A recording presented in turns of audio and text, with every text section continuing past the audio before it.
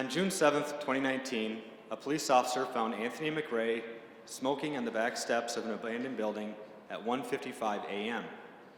McRae had a handgun, but he did not have a concealed carry permit, so McRae was charged with a felony, which had a maximum penalty of 5 years in jail. If the felony conviction would have been pursued, then McRae would have been prevented from legally purchasing or possessing a firearm in Michigan. In this case, however, McRae's case was pled down to a misdemeanor: possession of a loaded firearm in a vehicle, which at one point was typically a hunted-related violation. Upon this information becoming public, our Attorney General said the following: "Carrying a concealed weapon is a crime that this individual, Mr. McRae, was originally charged with. In Michigan, that's technically a 5-year felony, but our guidelines in Michigan don't even allow someone to spend much time in jail at all unless they have many previous offenses. As far as I know, this was his first weapons-related offense for this individual. That is such a common crime here that if we lock up everyone who illegally carried a gun, we'd have to build more prisons. So to me, it's not a matter of incarcerating our way through this problem, it's a matter of making guns less accessible and available to people." I have thought a lot about what our Attorney General said, and I have a solution to the jail capacity problem that she raised, while making guns less accessible to people who break our laws. This amendment ties the legislation before us to Senate Bill 181. It would provide a total of $51 million to operate a county jail gun crime enforcement program. It would assist local prosecutors who do not have the financial resources or the jail capacity to adequately prosecute all of our gun-related crimes in their counties.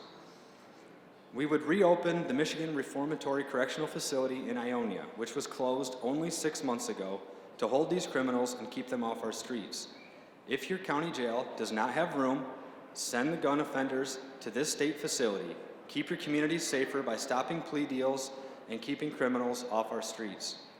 While a defendant is housed in the Ionia facility, the Department of Corrections would cover all costs. The state would also reimburse counties for the cost of transporting defendants to and from the facility. The defendant can be housed there as long as the case takes. I am hopeful that everyone in this room realizes that changes must be made to keep our kids and communities safer. I have kids too, and I care about those that I swore an oath to represent as well. I am not against gun laws.